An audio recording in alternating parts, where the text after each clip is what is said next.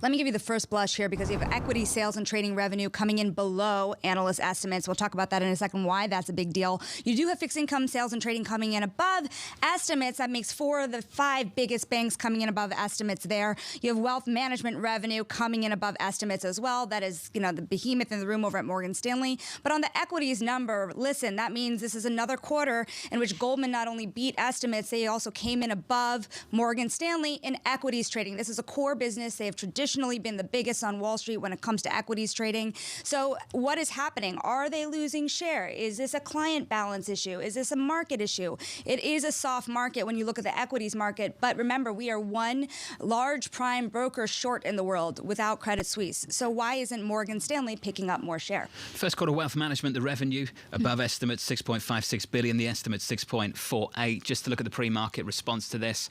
Early days, of course, we're higher by a little more than 1% in the pre-market to 90.88. This line right here, I think this line important for the whole industry right now, Sonali. The investment banking activity continue to be constrained. No signs of that picking up at the moment.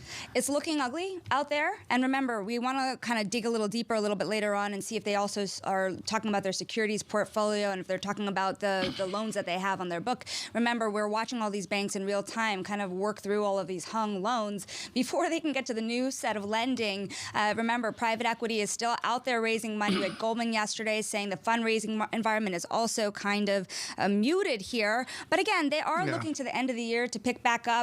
Headcount right now is up at many of the big banks still. Do they have work ahead of them is the really large question here. I also want to, real quick, Tom, I want to look at the asset flows here really quickly because remember, Morgan Stanley is supposed to be the biggest beneficiary here of the Silicon Valley Bank troubles here. And investment management has net revenue of 1.3 billion, even AUM of 1.4 trillion amid asset declines. They have higher net interest income, not only driven by higher rates, but people are taking out loans from Morgan Stanley.